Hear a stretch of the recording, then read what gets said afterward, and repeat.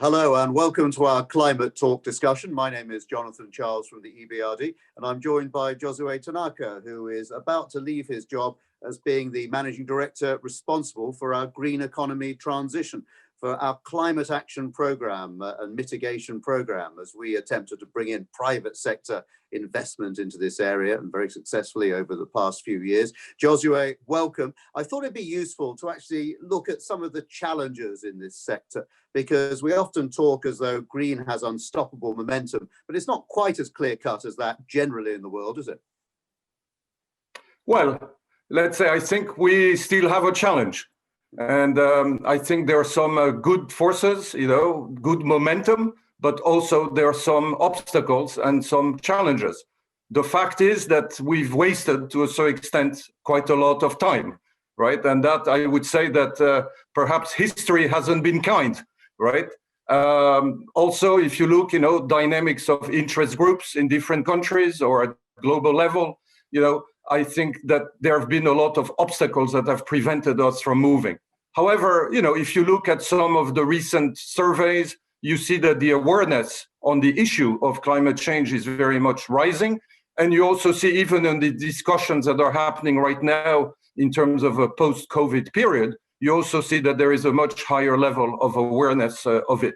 So in summary, I would say things are happening. I think particularly, for example, of the project we did in Egypt, for example, amazing, right? You think of a solar array that's like the size of 5,000 football fields. That's quite something, but we need many more of those. So you see good momentum, but a lot to do.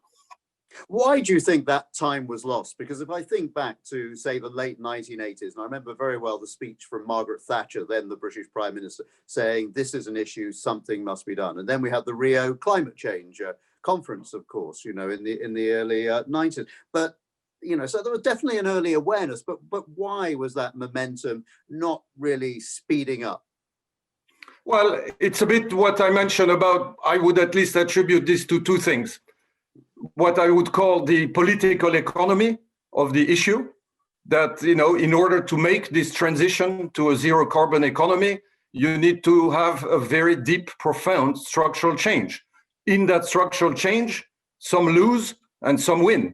And those who at least perceive they're going to lose, obviously, quote unquote, will fight as long as they can to prevent. So that's one element of it. And I think the other one is history. That's why I say that history hasn't been kind. I would take as an example, in particular, the Copenhagen, climate conference. Because remember, everybody was converging towards that objective to have a global agreement. And then what happens? A global financial crisis. And suddenly the horizon of reflection, of politicians, of countries, of people became incredibly short term, because it was like, jobs, survival, right now, tomorrow, what do we bring on the table? And therefore, suddenly, climate became again a problem for tomorrow.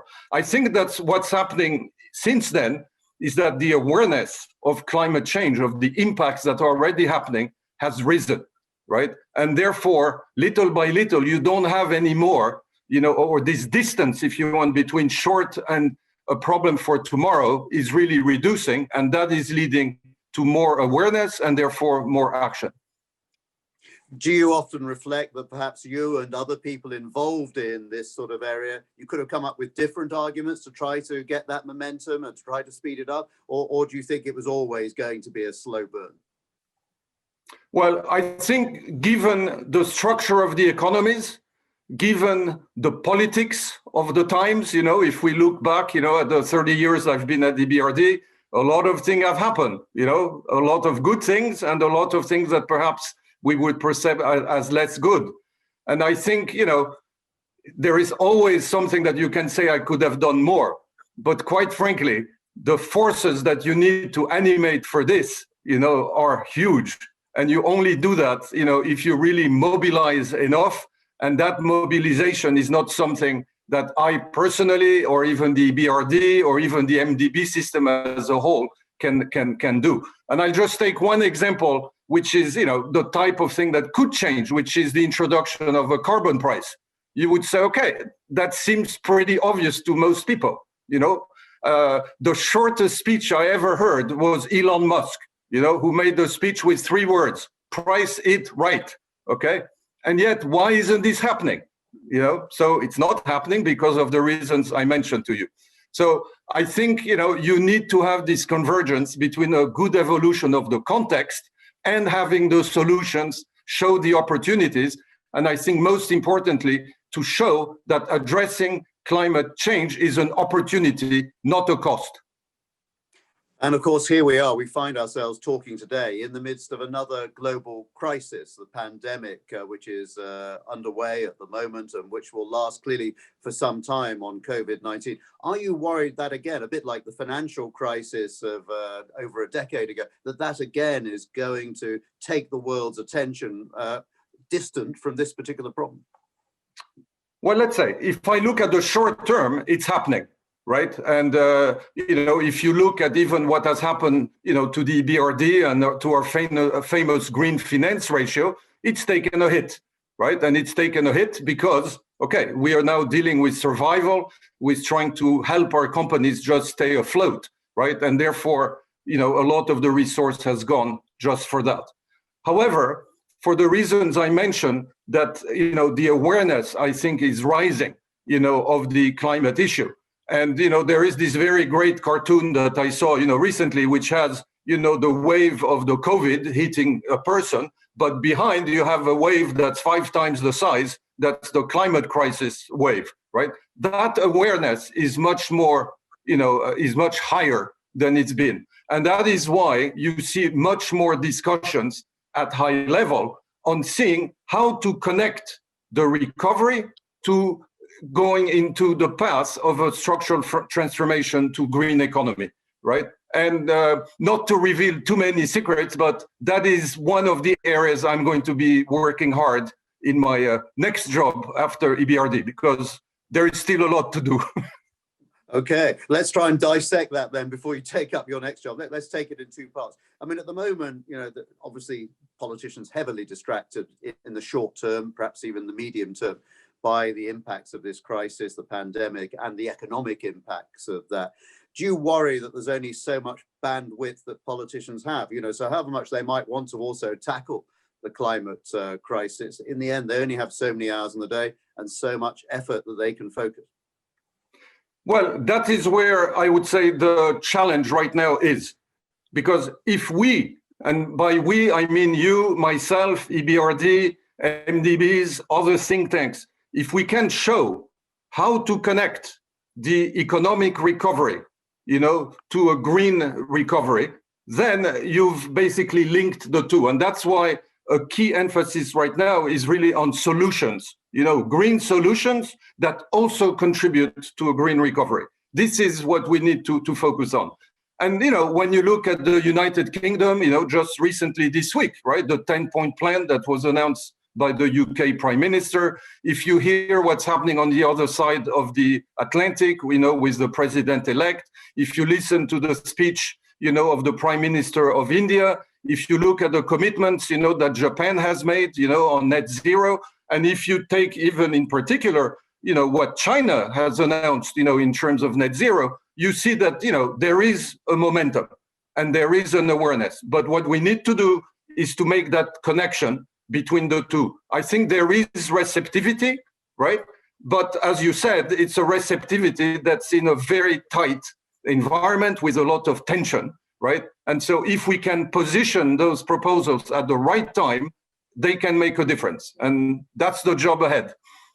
Now, one area where there is absolute momentum, and you're absolutely familiar with it because you've definitely been at the forefront of this, is bringing in the private sector. I mean, that's a massive change in recent years. Private sector engagement with the need to mitigate climate change. And we see it in so many different arenas, don't we?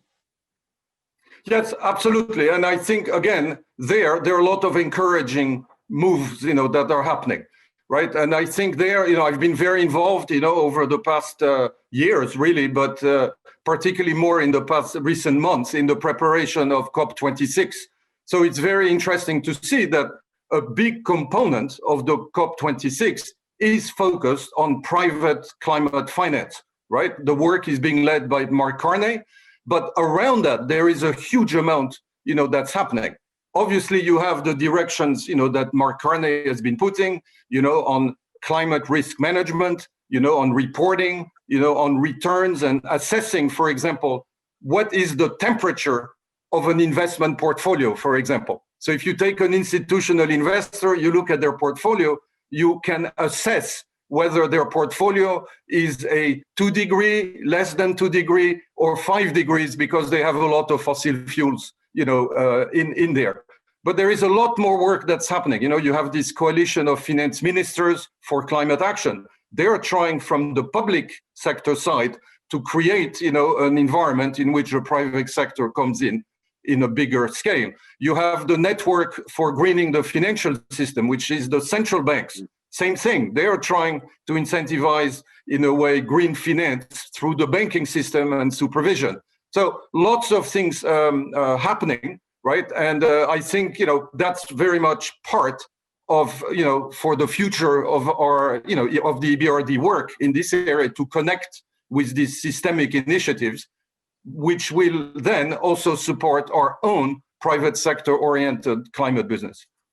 Do you think there's a lesson in the way that private sector have engaged for all of us? And what I mean by that is, part of their engagement is they see it as win-win, and we try to point out it's win-win, that the climate mitigation battle wins, but also they themselves become more efficient.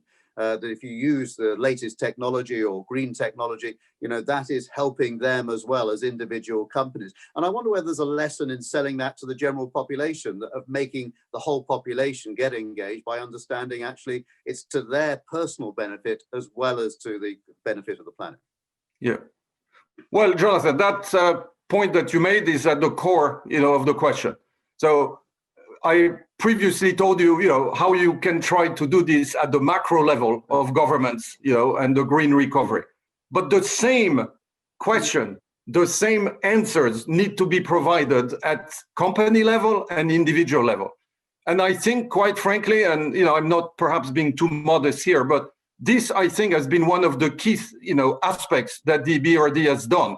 And if you try to understand how could we get to 46%, of our total investment in green finance, a lot of it is that because our colleagues, working through, E2C2 teams, or through the sectors or together, that's what they try to do every day. They essentially are showing to our clients what the opportunity is, and that is good business, right? And again, I could tell you many stories of approaching, for example, the CEO of a bank for the first time to suggest, would you be interested in energy efficiency financing? Well, the first conversation, they tell you, you must be at the wrong address, young man. At least that was when I was young, because they think that, you're looking at them as an NGO. But then you have competitive forces, because the moment one bank does it and clients start going there because they are interested in green finance, then suddenly you get another phone call of the guy who, basically showed you the door and says, that conversation, can we do it together too, right? And that's how we've grown, for example, our business on green finance with now, a network of banks, I think north of 140 banks, private. That's an interesting segue, isn't it? Because if I take you back to earlier in your career, you weren't engaged so heavily in this arena. What made you so interested in it? Well, let's say I've always had, first of all, I would say fundamentally, I bring it back to my parents, and I always say nobody fully escapes, the context in which they grow up. But I always grew up with, two parents who said, Josué, whatever you do, it needs to have a purpose bigger than, your own, right? And it needs to be more than just bringing the daily bread on the table. So initially, my big focus actually had been public transportation, right? Because I felt, that's an area where you can have a social impact way beyond, your own individual level. And then, willy-nilly with the different, jobs that I've had both before the EBRD and during the EBRD, I, in a way, collected, I would say, a number of skills, things that sometimes I really would never have expected to deal with, like the kind of work you need to support a capital increase. It was not really. But the good thing, and that's where climate comes in, is that in order to work in this area, you really need to almost, you need a very broad range, of skills. And that's, to me, has been a key motivation to bring on one purpose, essentially, I don't want to say everything I've ever learned, but a lot of it, right? And that's been very motivating in terms of, one, using this, what I perceived initially as disparate skills, perhaps, right? And then focus them on something where you can actually see, concrete results from that work. Now, as you prepare to leave and to, well, technically retire, but not really retire because you're doing many other things that retire from the bank, what advice would you give your successor, the person who's going to take on green economy transition, and indeed a new president in the bank? Because, they are looking to take this agenda forward. The bank has committed to increasing its amount of green economy transition investment to a majority of its investment by 2025, the end of the next 5-year planning period. How is that going to be achieved? What would you say they should do to build on the work that's been going on? Well, I would say the messages, I think, would be perhaps a bit different between a message that I could give, to Odile or a new president and to my successor yet to be identified. So for Odile, I think I would really start with the first letter of the alphabet that she herself used, in her opening remarks to staff. Agility. That is really where I think, whatever can be done to preserve, and I would say even enhance, the agility of the EBRD is key. You see, when I first joined on day one, we had no procedures. We didn't even know, how do you present a project to the board? Okay, that probably was a bit too loose, right? But today, I think, we have a lot of processes. Each of them can be justified individually, but the sum of it is something that makes our agility, I would say, achieving agility, a challenge. Okay, so that would be, I would say, my core message to the new president. In terms of the climate action and to my successor, I think that really the challenge that we have, and here I'm going to talk about the external challenge, is really, number one, a much deeper engagement with our countries, right? Because I think over these past 15 years, we've built a lot on the project side. We have a lot of experience even at sector side.